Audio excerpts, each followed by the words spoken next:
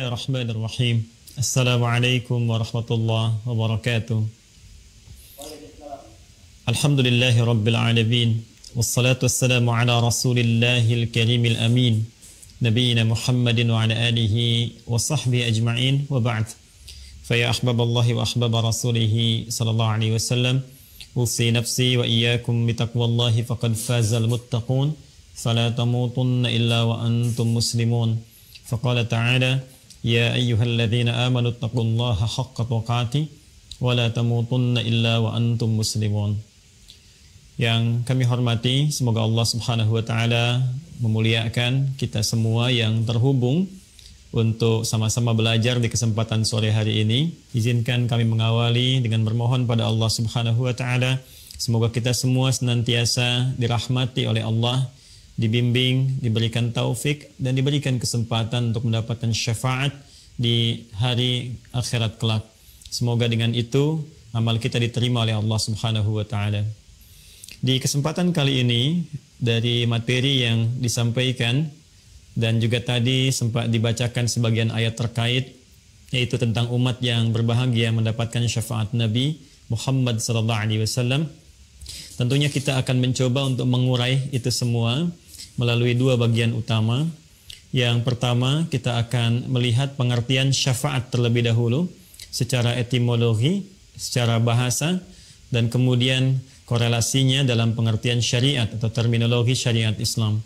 Lalu setelah itu kita akan urai bagaimana Al-Quran dan hadis-hadis Nabi Muhammad SAW menjelaskan kepada kita tentang umat-umat yang berpeluang mendapatkan syafaat dari Nabi Muhammad SAW dan segala yang terkait dengan syafaat itu yang dikehendaki Allah Subhanahu wa taala serta amalan-amalan yang mengiringinya.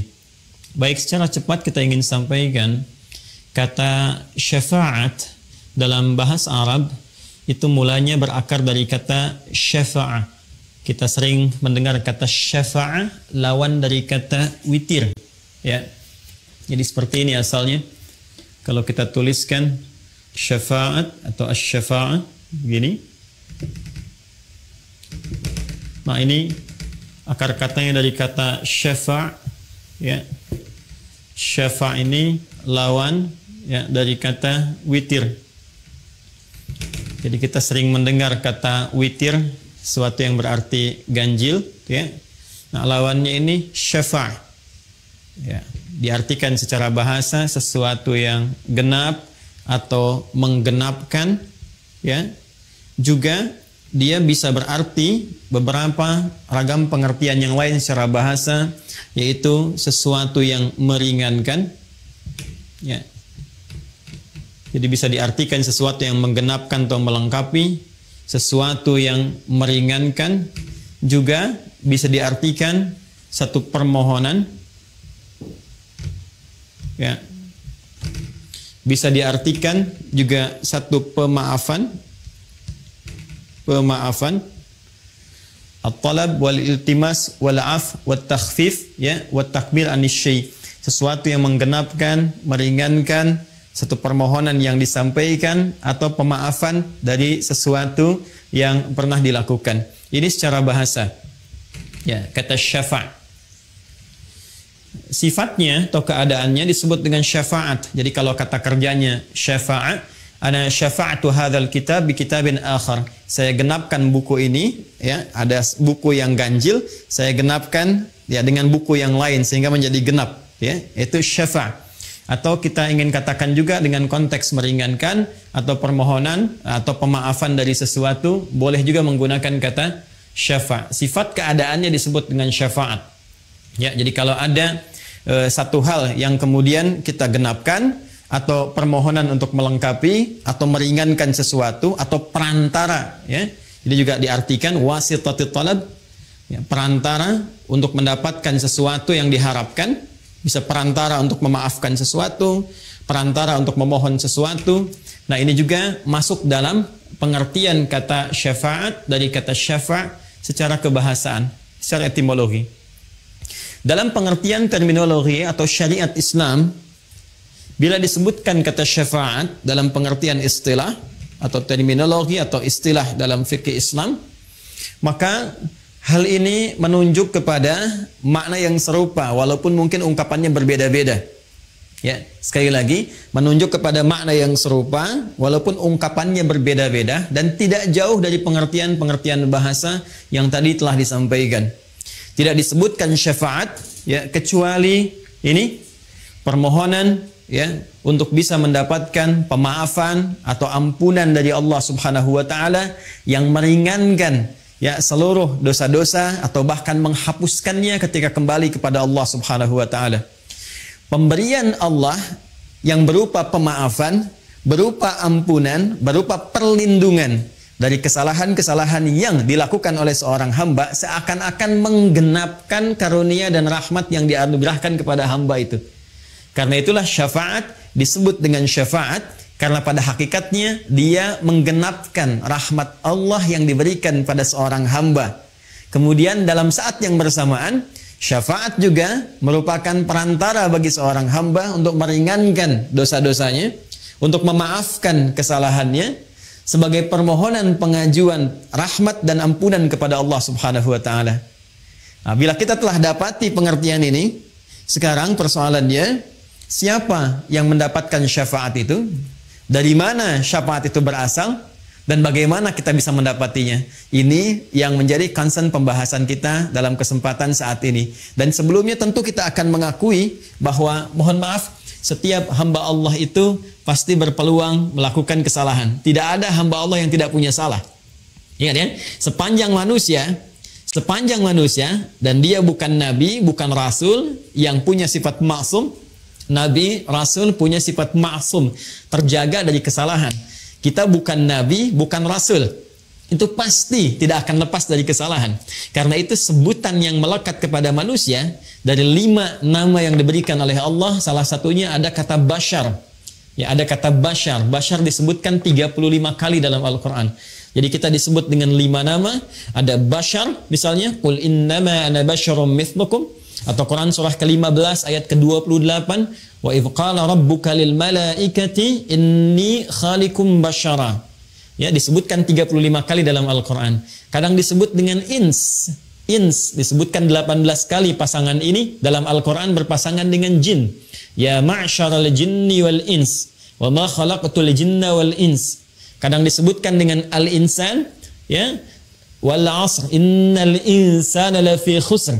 Ya, kadang disebutkan dengan menggunakan an-nas, ya, qul a'udzu birabbin nas. Kadang disebutkan dengan menggunakan bani Adam. Ya bani Adam khudhu zinatakum 'inda kulli masjid. Semua penyebutan ini itu punya makna tertentu yang saling melengkapi makna-makna yang terkait dengan aktivitas kemanusiaan dan sifat-sifatnya. Kenapa manusia disebut dengan bashar? Ingin menunjuk kepada tampilan fisik dan keadaannya yang memiliki nafsu. Jadi kalau malaikat dicipta dengan jiwa takwa saja, karena itu malaikat tidak punya peluang berbuat salah. Quran surah ke-66 di ayat yang ke-6. La ya'sunallaha ma amarahum wa yaf'aluna ma yu'marun. Malaikat itu yaitu materi penciptaannya dari jiwa takwa, karena itu sempurna, kecenderungannya baik saja. Kata Allah, malaikat tidak punya peluang berbuat maksiat, menyalahi ketentuan, ya, kemudian mengerjakan tugas sesuai dengan tupoksinya. Anda tidak akan pernah mendengar malaikat misalnya, mohon maaf, malaikat Jibril korupsi ayat, nggak pernah dengar kan ya? Atau malaikat Israel tertukar mencabut nyawa, kan tidak mungkin terjadi. Jadi kalau kita mengharap kesempurnaan, itu di malaikat. Lawannya ada makhluk yang diciptakan dengan nafsu saja, seperti hewan misalnya. Ya, belakangan kemudian dikompori oleh setan. Karena itu di Al-Quran malaikat dengan setan jumlahnya itu sama. 88. Malaikat disebutkan 88 kali, setan disebutkan 88 kali. Jadi malaikat jiwanya takwa saja, hewan itu nafsu saja. Nah, manusia itu menggabungkan keduanya. Saat tercipta keadaannya, ada jiwa takwanya yang cenderung pada kebaikan, sisi lain ada nafsunya, yang nama lainnya disebut dengan fujur itu. Ya, Quran surah ke-91 Asy-Syams di ayat 7-10.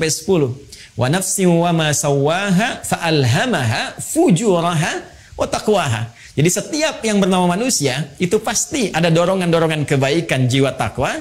Nanti yang didorong oleh malaikat, malaikat mendorong jiwa takwa kita supaya bangkit. Karena itulah ketika tadi ditampilkan misalnya ada pesantren begini, keadaan begini, itu sepanjang masih ada nilai kemanusiaan dalam dirinya, itu pasti ya, pasti akan ada dorongan kebaikan untuk merespon, walaupun responnya mungkin akan berbeda-beda, tapi minimal dia akan merasa ya, dengar suara adzan, nah itu ada pancaran dalam jiwanya, itu jiwa takwanya untuk merespon itu semua. Sisi lainnya ada fujur, nafsu. Ini yang diprovokasi oleh setan, diberikan was-was.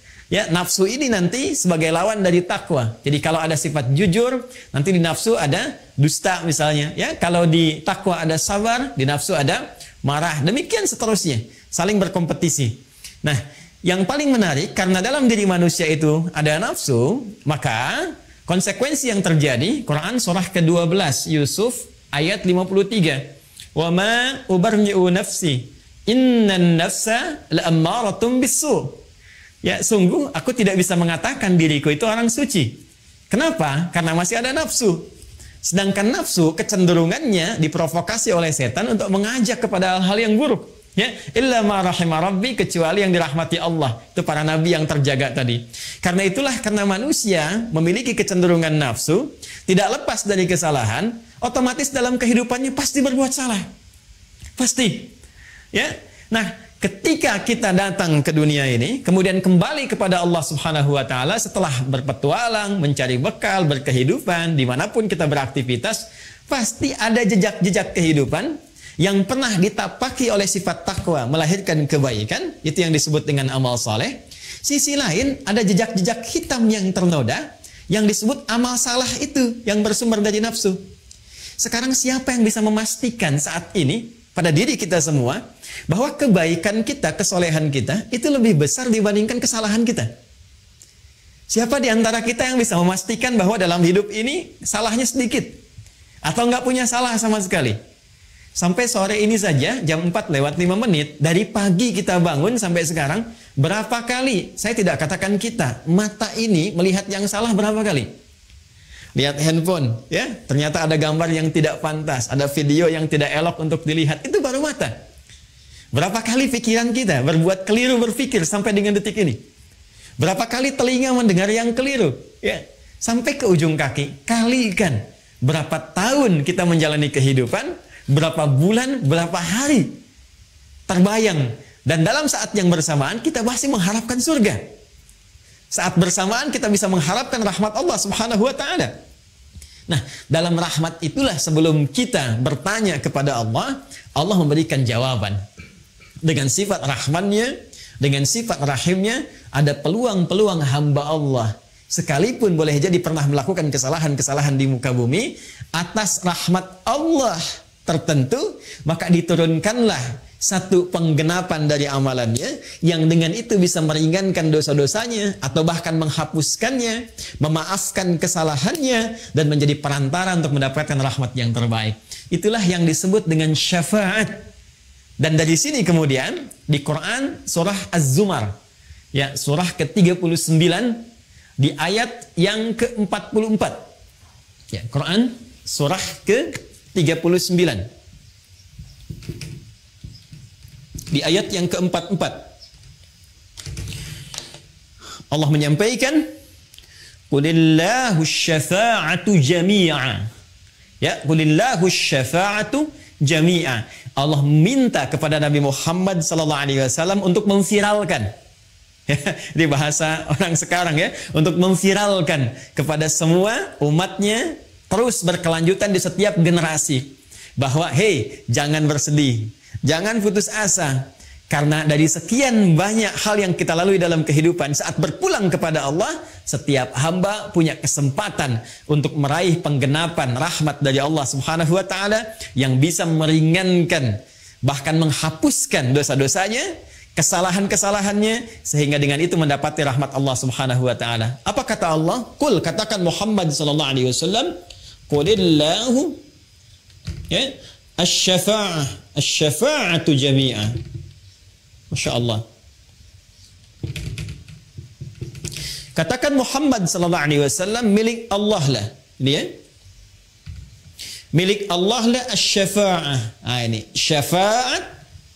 Kalau kita kembalikan ke arti tadi, milik Allah lah syafaat. segala perantara yang dapat meringankan, ya, yang dapat menghapuskan kesalahan-kesalahan, dosa-dosa, permohonan untuk mendapatkan rahmat, penggenapan semua anugerah dari Allah Subhanahu wa taala. Katakan Muhammad, semua bentuk ini, semua dalam bahasa Arab, semua hal yang terkait dengan satu hal tertentu, semuanya bersifat holistik, komprehensif, itu bahasa Arabnya jami' namanya. Ya. Man ittasala fi hadzal silk al-yutubi fi hadzal masa jami'an. Saya ingin katakan semua yang terhubung lewat channel YouTube di kesempatan sore hari ini, semua Anda, mencakup Anda, ya, dengan status sosial apapun, itu bahasa Arabnya menggunakan kata jami'an. Ya, kata Allah, kalau ada peluang syafaat dalam bentuk apapun, saat kita kembali kepada Allah Subhanahu wa taala, khususnya di akhirat nanti, itu semua milik Allah, kembali kepada Allah Subhanahu wa taala. Ya, bahkan nanti Allah menantang dan menegaskan di Quran surah Az-Zukhruf tadi yang dibacakan di ayat ke-86-nya tadi, ya, oleh qari kita. Ya, maka ditanya kan, ya, siapa yang bisa mendapatkan dan memiliki syafaat selain Allah Subhanahu wa taala? Nah, itu satu penegasan dari Allah Subhanahu wa taala untuk memberikan kesan pada setiap hamba. Pertama, setiap kita berpeluang mendapatkan satu perantara-perantara kebaikan, yaitu syafaat dari Allah Subhanahu wa taala yang dapat meringankan dosa-dosa kita, bahkan menggugurkannya dan menaikkan status baik kita di hadapan Allah Subhanahu wa taala. Yang kedua, juga penegasan dari Allah Subhanahu wa taala di surah yang lainnya bahwa selain Allah tidak memiliki hak prerogatif untuk bisa menetapkan syafaat yang dimaksudkan. Baik, kalau kita sudah paham sampai di sini, mengetahui makna syafaat secara istilah, pemilik syafaat itu siapa? Baru kemudian kita bisa berbicara bagaimana kita bisa mendapatkan informasi tentang syafaat itu yang bersumber dari pemiliknya. Yang bersumber dari pemiliknya. Mari kita lacak, Bapak Ibu sekalian, ke Quran dulu. Surah ketiga Ali Imran, di ayat ke-31. Setelah ini nanti baru kita akan masuk dalam turunan hadis-hadis Nabi sallallahu alaihi wasallam. Baik. Qul in kuntum tuhibbunallaha fattabi'uni yuhibbukumullahu wa yaghfir lakum dzunubakum. Baik, mari kita fokus pelan-pelan. Kembali ke makna syafaat yang tadi kita sampaikan. Ya, syafaat adalah satu anugerah, penggenapan dari amalan, pemberian ampunan, pemaafan dari kesalahan-kesalahan, perantara untuk mendapatkan rahmat Allah Subhanahu wa taala. Kalau kita ambil semua hal tadi, semua makna tadi, bukankah ini mengarah kepada cinta Allah Subhanahu wa taala? Yang menariknya, formulasi cinta dalam Al-Quran ketika seorang hamba mendapatkan cinta Allah, itu formulasinya, raihan yang didapatkan pertama kali adalah buah-buah dari syafaat. Buah syafaat itu kan ampunan Allah tadi kan? Ya, pemaafan dari kesalahan, peringanan dari dosa-dosa, bahkan penghapusannya. Itu ternyata ketika kita lihat di Al-Quran, buah dari syafaat ini yang tadi disebutkan, itu lahir dari cinta Allah kepada hamba. Nah, formulasi cinta ini disebutkan langsung dalam Al-Quran serta konsekuensi untuk mendapatkan buah cinta tadi atau hasil dari syafaat. Ya. Yuk kita lihat Quran surah ketiga ayat 31. Qul, katakan Muhammad sallallahu alaihi wasallam. Lihat surah Az-Zumar tadi ayat 44, di sana qul, di sini qul. Qul, katakan Muhammad sallallahu alaihi wasallam, in kuntum tuhibbunallaha, jika kalian, jadi umat Muhammad sallallahu alaihi wasallam, sebagaimana dituliskan dalam tema kita, umat Muhammad sallallahu alaihi wasallam, ya, tuhibbunallaha, kalian serius mencintai Allah. Qul in kuntum tuhibbunallaha, jika kalian serius mencintai Allah Subhanahu wa taala, lihat kata kuncinya, fattabi'uni, maka buktikan cinta itu, buktikan komitmen cinta itu, fattabi'uni, dengan cara cepat mengikuti aku, yakni mengikuti tuntunan Nabi sallallahu alaihi wasallam. Teruskan dulu, yuhibbukumullahu, ini clue-nya. Yuhibbukumullahu, maka orang-orang yang mampu mengikuti tuntunan Nabi dalam kehidupannya, dalam dia beraktivitas, dalam dia mengerjakan segala hal, yuhibbukumullah, dia akan berpeluang mendapatkan cinta Allah Subhanahu wa taala. Dan buah dari cinta itu, wa yaghfir lakum dzunubakum, Dan dengan itulah Allah akan berkenan memberikan ampunan dari semua dosa-dosa yang pernah ia lakukan. Perhatikan kalimatnya, yuhibbukumullahu yuhibbukumullahu. Kemudian pasangannya, wa yaghfir lakum dzunubakum. Masya Allah. Yuhibbukumullah, Allah akan mencintai kalian. Ketika cinta diberikan, yaghfir lakum dzunubakum. Yang pertama Allah berikan pada orang-orang yang mendapatkan cinta Allah, ternyata bukan materi dunia, bukan kedudukan, bukan harta benda. Awas hati-hati. Tapi ampunan dari semua dosa-dosa. Ini bentuknya jamak.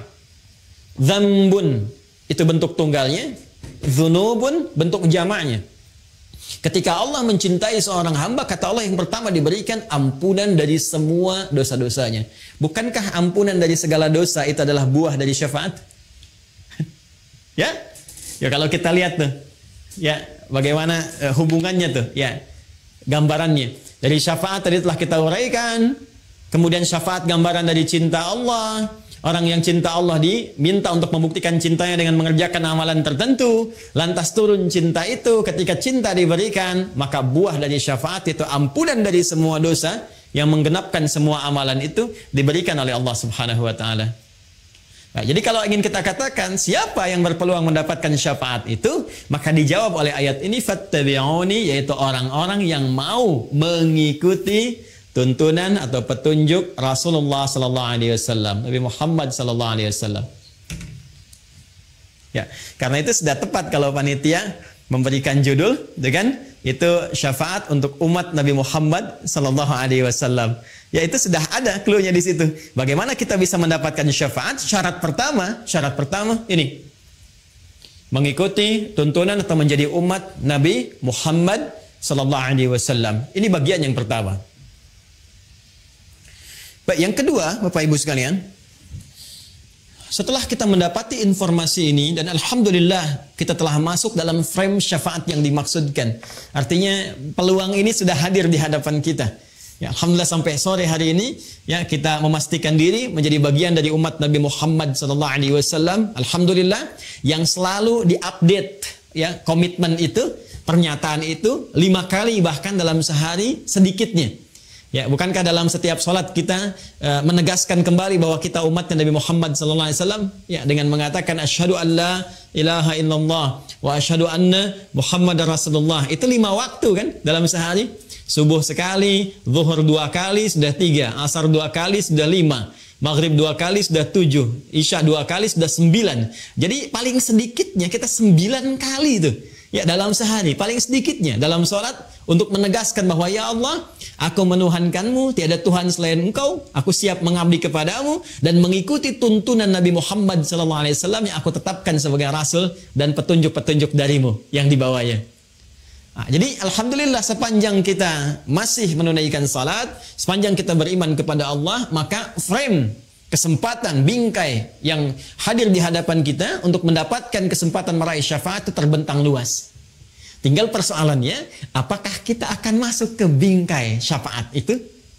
Ya, ini pintunya sudah ada. Ya, ini dikasih ini setiap kita nih. Silahkan, ini ada pintu syafaat. Mau dibuka nggak? Ya, jadi sangat sayang sudah diberikan peluang, pintunya ada, Anda nggak buka. Jadi yang salah bukan Allah. Yang salah bukan Rasulullah. Ya, karena itu sangat berbahagia jika seseorang berpetualang dalam kehidupan di muka bumi, lalu pintu syafaat diberikan dan dia mau membuka pintunya. Ah, sekarang bahasan selanjutnya ini menjadi pamungkas dari sesi pembahasan kita saat ini. Seperti apa gambaran kunci-kunci yang diberikan kepada kita untuk membuka pintu syafaat itu sehingga melahirkan kebahagiaan bagi kita karena dapat memasukinya. Untuk membuka pintu itu kita butuh kunci-kuncinya. Nah, kunci ini yang akan kita urai di kesempatan kali ini untuk mendapatkan syafaat Nabi Muhammad SAW khususnya saat kembali kepada Allah Subhanahu wa taala. Karena terkait dengan kunci-kunci pintu syafaat yang ditugaskan oleh Allah kepada Nabi Muhammad SAW untuk disampaikan kepada kita. Karena itu kita akan berinteraksi dengan keterangan Nabi SAW. Ya, khususnya terkait dengan hal-hal yang berkelindan dengan persoalan syafaat. Karena keterangan Nabi SAW ada dalam hadis, karena itu kita coba lacak dalam kitab-kitab hadis Nabi Muhammad SAW. Baik, satu. Ya, kita sekarang akan masuk ke kunci-kunci pembuka pintu syafaat. Ya. Satu, ada dalam hadis riwayat Al-Bukhari. Ini saya ada kitabnya. Ya. Hadis riwayat Al-Bukhari. Dalam topik yang ketiga, jadi ada 97 topik atau 97 kitab di Sahih Al-Bukhari. Topik yang ketiga, nomor hadis 99, bab yang ke-33, babul hirfi alal hadis, ya, bab semangat untuk mencari dan mempelajari hadis, riwayat dari sahabat Abu Hurairah radhiyallahu taala anhu. Saya langsung cepat, ya. Rasulullah SAW pernah menyampaikan dalam hadis ini, perhatikan kalimatnya, as'adun nasi bisyafa'ati yaumal qiyamati man qala la ilaha illallah khalisan min qalbihi aw nafsihi.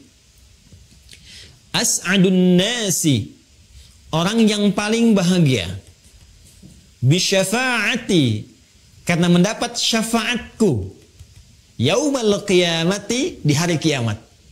Baik, satu, saya kembalikan. Satu, terdapat dalam Sahih Al-Bukhari, nomor hadis 99 dalam Kitabul Ilmi. Kita tuliskan amalannya. Yang pertama, tadi syafaat milik Allah, lalu Allah memberikan penegasan, ya, kepada Nabi Muhammad SAW. Penegasan yang pertama, Allah menyampaikan ada peluang diberikan langsung kepada Nabi Muhammad sebagai apresiasi tertinggi, penghargaan tertinggi pada seorang Nabi dan Rasul, ya, untuk memberikan syafaat dengan izin Allah Subhanahu wa Ta'ala. Siapa yang mendapatkan syafaat Nabi ini? Nabi sendiri yang langsung menyampaikan. Kata beliau, as'adun nasi, orang yang paling berbahagia. Ya, orang yang paling berbahagia, bi syafaati, yang mendapatkan syafaatku, yaumal qiyamati, di hari kiamat, man qala la ilaha illallah khalisan min qalbihi aw nafsihi, ialah orang yang mampu dengan ikhlas. Awas, orang yang mampu dengan ikhlas, dengan tulus mengucapkan la ilaha illallah, ikhlas bersyahadat, min qalbihi aw nafsihi, yang bersumber langsung dari kalbunya, dari jiwanya.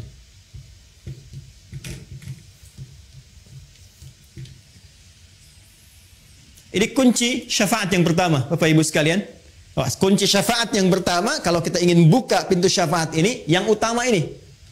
Ya, yang utama ini. Sampai-sampai di hadis lain Nabi mengatakan, man qala la ilaha illallah fi akhir hayati dakhala al-jannah. Kata Nabi, kalau ada orang yang benar-benar bisa mengucapkan kalimat la ilaha illallah di akhir hidupnya sebelum ia wafat, kata Nabi, ia menggenggam surga. Dakhala al-jannah, ia berpotensi besar masuk surga. Ya. Nah, itu tidak mudah. Ya, itu tidak mudah. Nah, kuncinya di mana? Ini kalimat Nabinya. Man qala la ilaha illallah khalisan min qalbihi. Orang yang berpeluang mendapatkan syafaatku, kata Nabi, di hari kiamat kelak adalah orang yang mampu, satu, mengucapkan kalimat la ilaha illallah dengan ikhlas, bersumber dari kalbunya, bersumber dari jiwanya. Ini penting saya jelaskan, Bapak Ibu sekalian. Bagaimana ciri seseorang yang mengucapkan syahadat bersumber dari jiwanya? Karena setiap muslim, tadi saya katakan, itu berpotensi mengucapkan kalimat syahadat.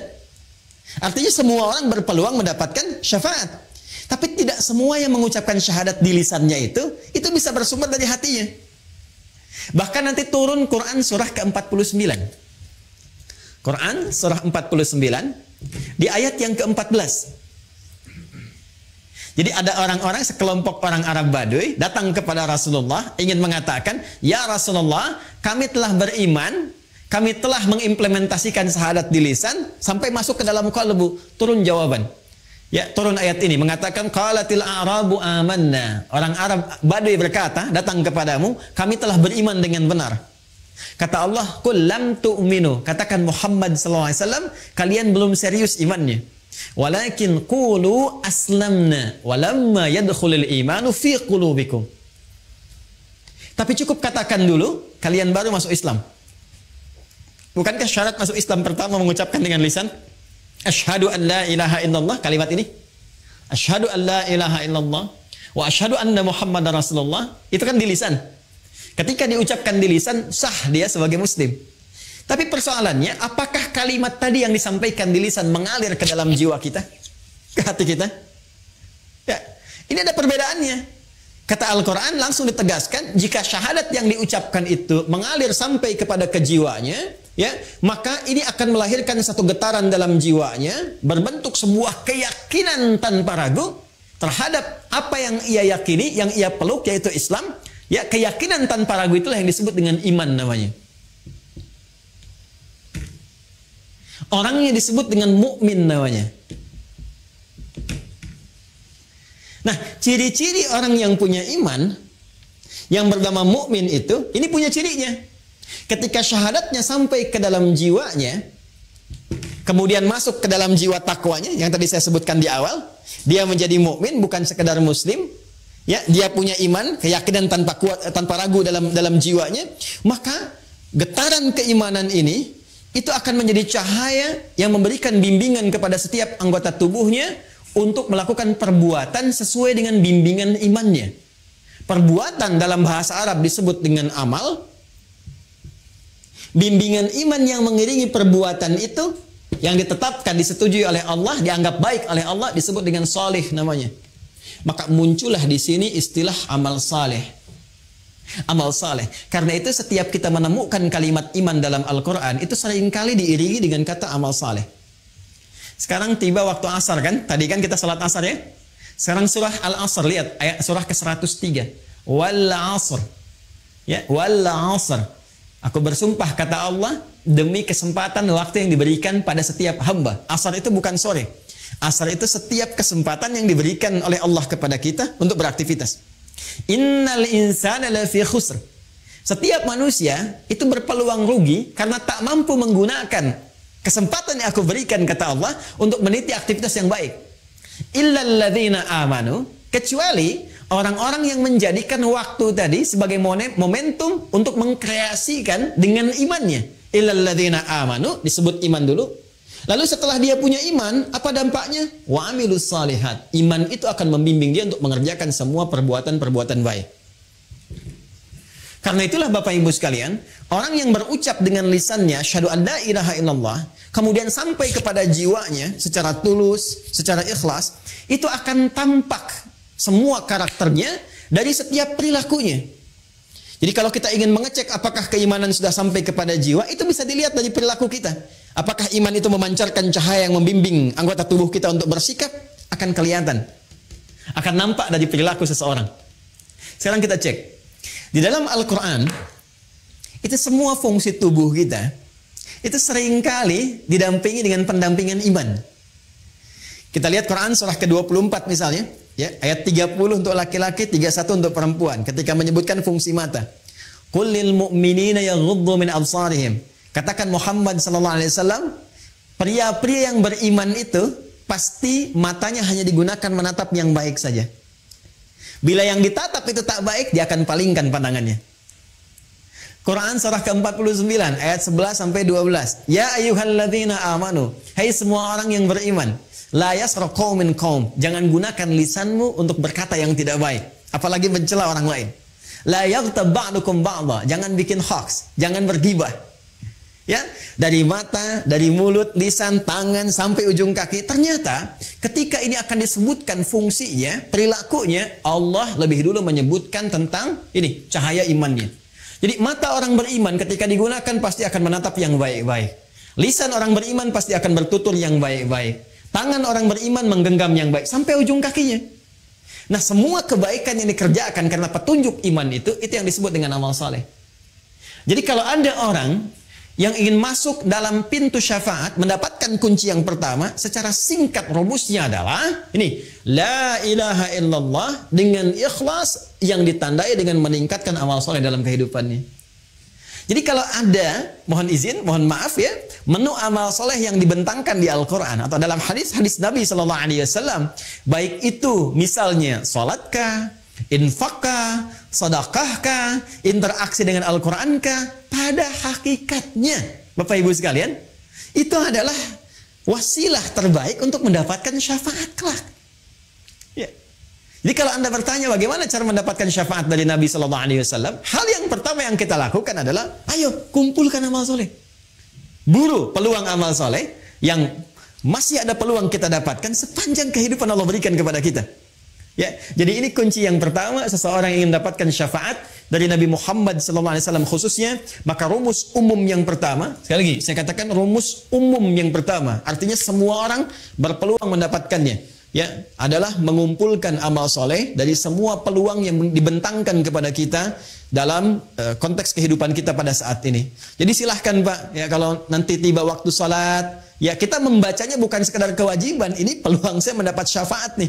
Kalau saya tinggalkan, saya malas-malasan, sekarang Anda merespon salat dengan malas-malasan. Coba bayangkan kalau di hari kiamat, nanti syafaat yang didapatkan oleh Anda pun juga bersifat malas-malasan. Ya Rasulullah, saya ingin syafaatmu. Ya, malas nanti aja. Kamu tunggu giliran gitu kan. Ya, karena itu ketika disampaikan dalam Al-Quran, semua yang minta itu, yang ingin A, ingin B, ingin berdoa dan sebagainya, itu stimulusnya selalu amal soleh. Silahkan cek Quran surah kedua Al-Baqarah ayat 186. Ya, ketika Allah menyampaikan, wa idza sa'alaka 'ibadi 'anni fa inni qarib ujibu da'watad da'i idza da'an. Ya, jika hambaku bertanya kepada Muhammad SAW, ingin mendekat kepadaku, ingin berdoa, ingin meminta, ingin memohon, di antara permintaan itu kan kita minta syafaat, minta ampunan dosa, minta pemaafan dari kesalahan. Kata Allah, ujibu da'watad da'i idza da'an. Aku akan jawab doanya sepanjang dia bermohon. Ya, falyastajibu li wal yu'minu bi. Tapi, nah, yang paling utama kalau doa ingin cepat dikabulkan, ingin cepat aku jawab, ingin cepat aku respon, falyastajibu li. Maka respon seruanku, kata Allah. Wal yu'minu bi, lagi-lagi lakukan dengan iman. Ini, lakukan dengan iman. Jadi ketika Allah meminta kita, ya, menyeru kita lewat salat misalnya, ayo tunaikan salat, ada seruan harta lewat zakat, infak, sedekah, seruan interaksi dengan Al-Qur'an, itu sesungguhnya peluang tercepat yang mengantarkan kita pada jawaban doa. Dan puncaknya syafaat. Jadi kalau dengar suara azan, Allahu Akbar, Allahu Akbar, ini peluang syafaat nih. Katanya pengen ampunan dosa. Ya, ini peluang kebahagiaan nih. Makanya panggilan salatnya disandingkan dengan kebahagiaan. Bukankah Anda kalau sudah mendapatkan jawaban bahagia? Makanya ketika Anda bertanya, kenapa sih mesti salat? Ya, hayya 'alas shalah. Ayo salat, kenapa harus salat? Jawabannya indah sekali. Allah tidak mengatakan itu kewajiban bagimu. Ini begini, ini begitu. Iya, hukum secara fikih kewajiban. Wajib kita mengerjakan. Kenapa dipaksa wajib? Hayya 'alal falah, supaya kamu bahagia. Ini saking rahmannya Allah kepada kita, dijadikan salat itu wajib yang memaksa kita mendapatkan kebahagiaan yang kita inginkan.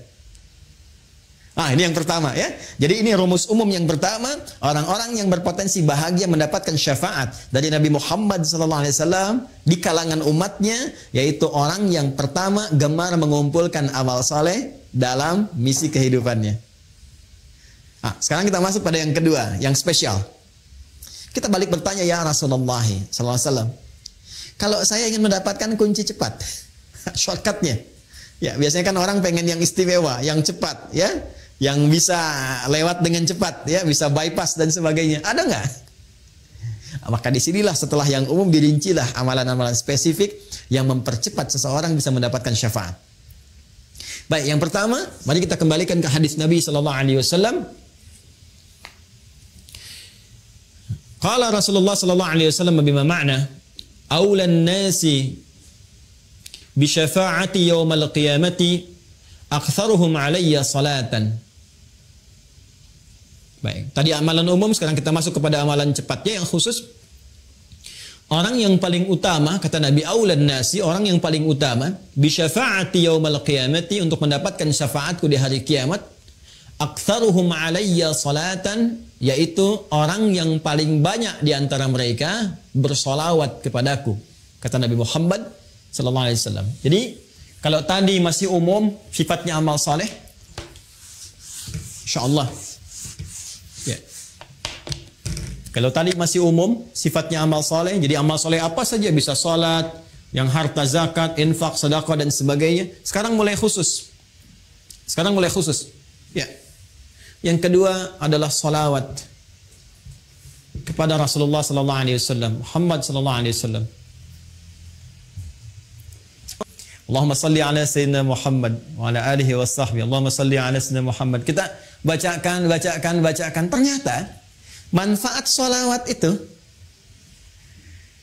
bukan hanya menghadirkan feedback, ya, satu balasan balik, umpan balik kepada kita semua, berupa 10 kali lipat balasan dari Allah.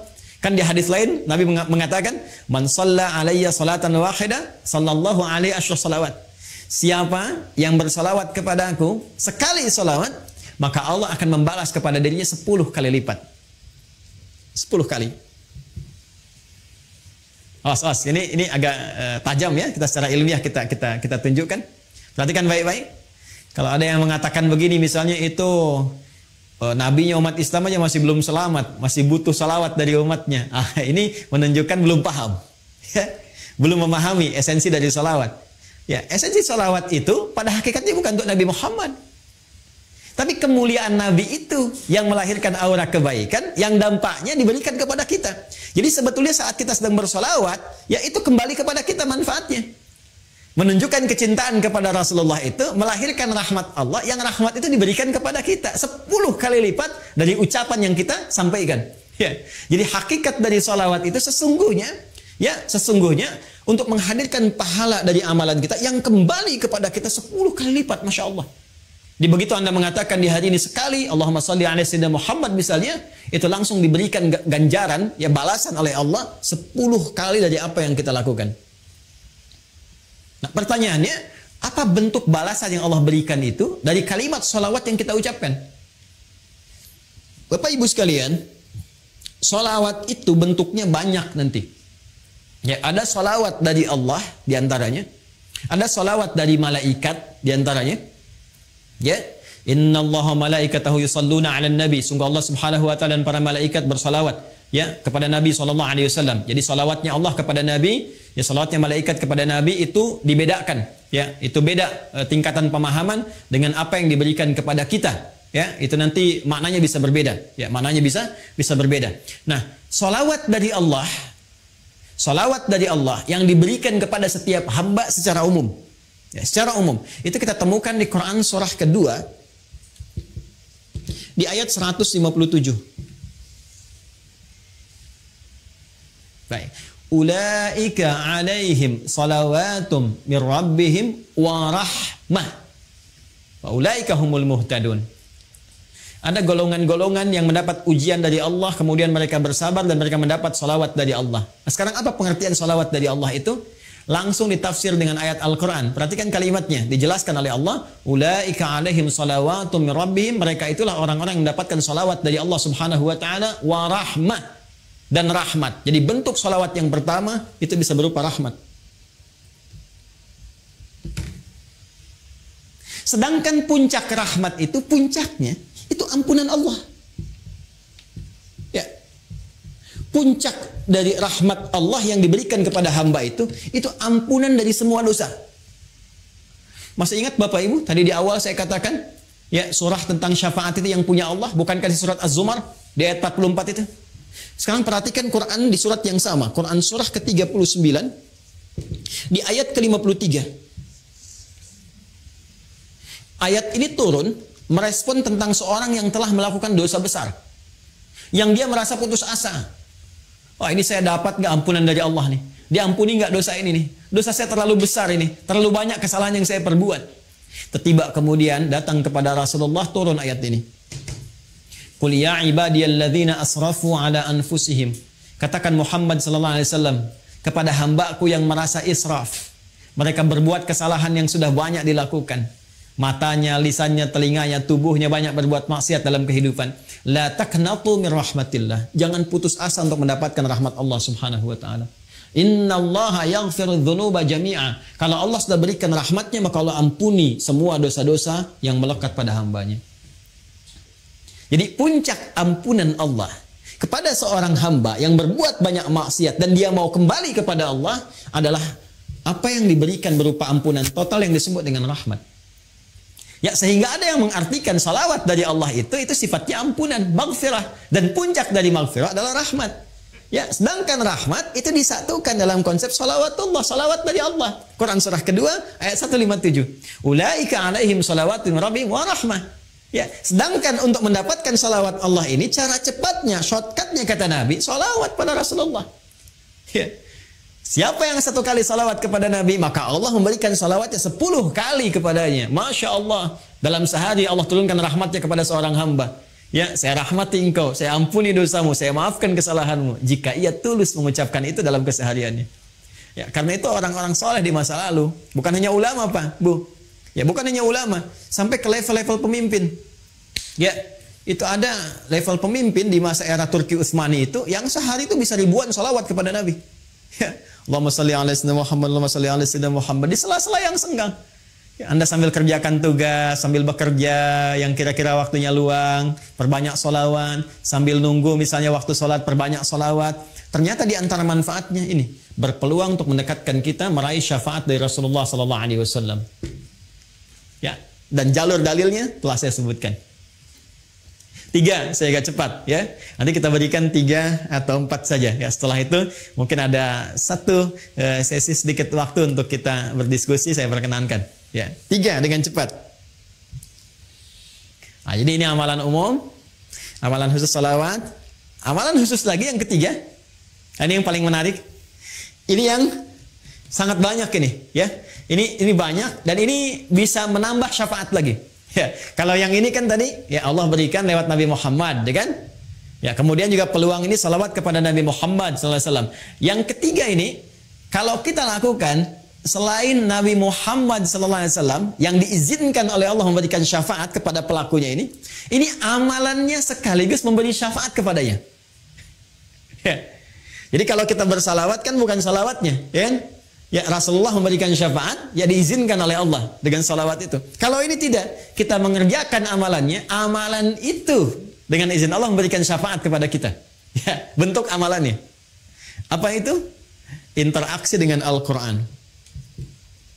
Interaksi dengan Al-Quran. Masya Allah. Nah, interaksi dengan Al-Quran. Yuk kita bacakan hadisnya. Qala Rasulullah sallallahu alaihi wasallam, "Iqra'ul Qur'ana fa innahu ya'ti yaumal qiyamati syafi'an li ashabihi." Bacalah oleh kalian Al-Quran. Tingkatkan interaksi kalian dengan Al-Quran. Masya Allah. Nanti interaksi dengan Al-Quran dibagi 3 bagian. Ada yang membaca, memahami, ya, kemudian membaca, mengkaji, dan yang terakhir menghafalkan. Ya, menghafalkan. Ketiga-tiganya berusaha mengamalkannya. Dia mencintai Quran, dia berinteraksi dengan Al-Quran. Ini yang disebut ahli Quran.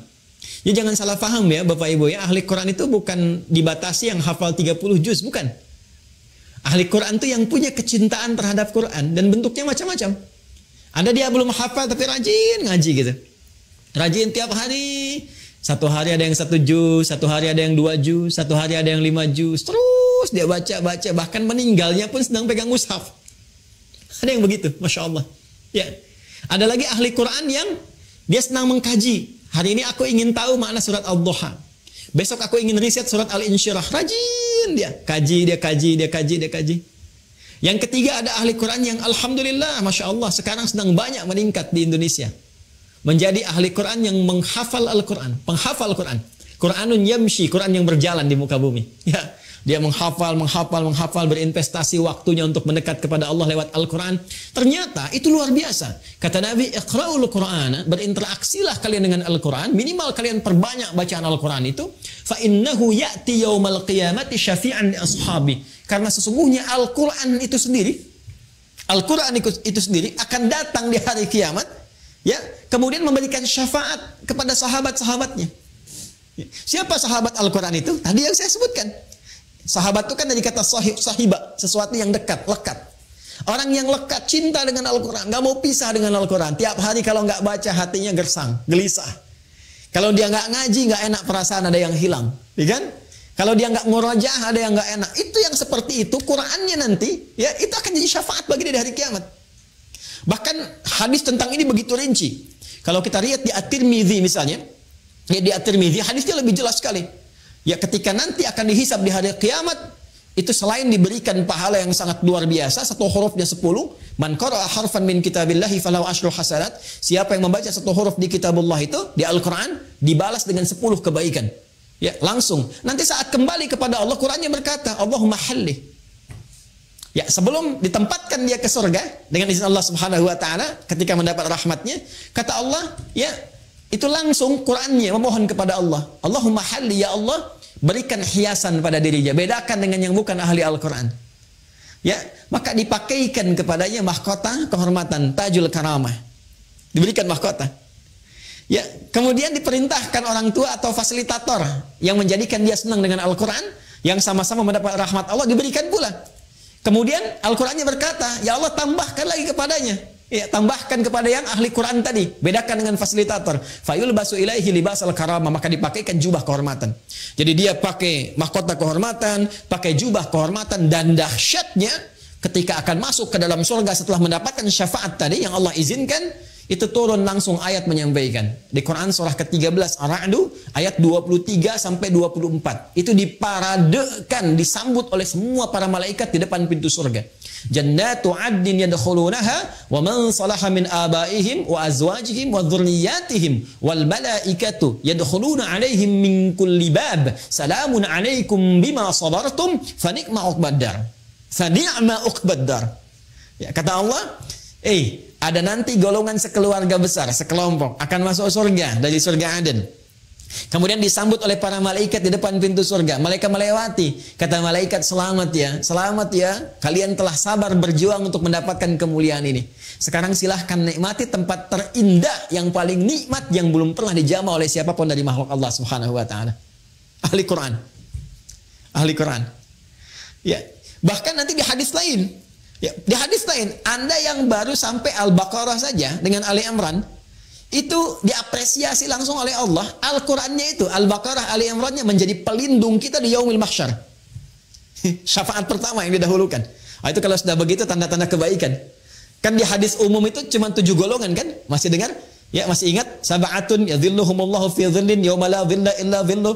Ada 7 golongan yang dilindungi, dinaungi di hari kiamat. Ya, saat proses hisab itu, saat semua orang tidak berpotensi mendapatkannya, 7 golongan dapat itu. Ya, al-imamul adil, ada pemimpin yang adil, dan terusan-terusan yang lainnya.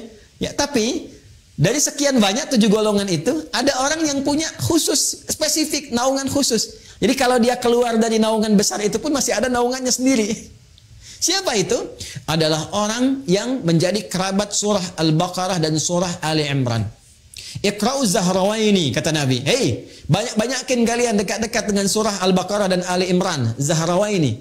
Ya, fa'innahuma, maka sesungguhnya mereka berdua, ya, yaitu Al-Baqarah dan Ali Imran itu, keduanya akan menjadi 2 awan yang menaungi khusus. Ya, ghamamatan, ya, kedua awan yang menaungi khusus untuk hamba Allah ahli Al-Baqarah dan Ali Imran saat yaumul hisab itu terjadi. Ini syafaat. Jadi sekali lagi, ya, kalau kita persingkat dari bahasan dan waktu yang singkat ini, setiap orang yang ingin mendapatkan syafaat Nabi itu pintunya sangat berpeluang dihadirkan oleh Allah Subhanahu wa taala sepanjang dia menjadi umat Muhammad sallallahu alaihi wasallam. Hanya persoalannya, dia harus memiliki kunci untuk membukanya. Maka kuncinya terletak kepada amal-amal saleh. Dia bisa siapkan dari sekarang menu-menunya. Silahkan sepanjang punya kesempatan, Bapak Ibu sekalian, rumuskan amal saleh yang bisa kita lakukan saat ini. 1, 2, 3 dan sebagainya. Sepanjang kita mampu. Ya, kalau bisa, saya waktu kecil itu suka bikin buku isinya tuntunan amal saleh. Jadi saya tuliskan tuh. Kalau sholat ada berapa jenis, yang fardu, yang sunnah, terus gitu. Nanti kalau saya kerjakan checklist, kalau tidak saya silang gitu ya. Terus nanti di harta ada zakat, infak, sedekah, sehari targetnya berapa, sebulan keluar enggak gitu ya. Nah, dengan Al-Quran targetnya sehari berapa, terus itu kalau sampai meninggal kita konsisten, istiqamah kita melakukannya, Masya Allah, itu akan ada tanda-tanda kebaikan. Bahkan sejak hidup, akan wafat sampai wafat, kemudian saat dibangkitkan. Dikumpulkan di surah ke-19 di ayat ke-15. Wassalamun alaihi yauma wulida wa yauma yamutu wa yauma yub'atsu hayya. Ini jaminan yang pernah diberikan kepada Nabi Yahya alaihissalam dan disampaikan kepada kita sebagai berita gembira untuk mengikutinya, yaitu umatnya Nabi Muhammad SAW. Ada orang-orang yang dijamin oleh Allah selamat, tenang, bahagia, damai ketika hidup. Ya, hidupnya penuh dengan ketenangan, kedamaian. Ketika meninggal tenang juga. Bahkan panggilannya ya ayyatuhan nafsul mutmainnah. Quran surah 89 ayat 27 sampai 30. Di alam kuburnya dijamin kebaikan. Ali Imran ayat 169 sampai 171. Saat pulang pun ke akhirat mendapatkan keselamatan. Wa yauma yub'atsu hayya, dengan syafaat yang Allah berikan. Sekarang tinggal pilih, silahkan. Ya, yang ada peluang dengan Al-Quran, mulai sekarang bikin menu Al-Quran. Ya, ada peluang dengan solawat. Wah, ini selalu punya peluang, kita banyakin solawat. Ada peluang dengan harta benda. Tadi juga sudah banyak ditawarkan amalan. Ya, boleh jadi ditampakkan di hadapan kita untuk menyentuh. Barangkali ada sebagian dari rezeki yang Allah titipkan untuk bisa menyambut amalan-amalan itu semua. Ya, saya kira itu yang bisa saya antarkan. Ini baru mukaddimah sebetulnya. Baru mukaddimah karena kita hanya mengemas dalam kurang lebih 1 jam. Ini gambaran umumnya seperti ini. Kalau nanti ingin masuk ke detail-detailnya, kita harus masuk ke dalam satu pembahasan yang lebih spesifik. Seperti sholat, apakah setiap orang sholat dijamin benar? Apakah setiap orang infak itu dijamin akan benar infaknya? Ya, nah, ini ada babnya tersendiri yang insya Allah mudah-mudahan di kesempatan lain bisa kita dalami.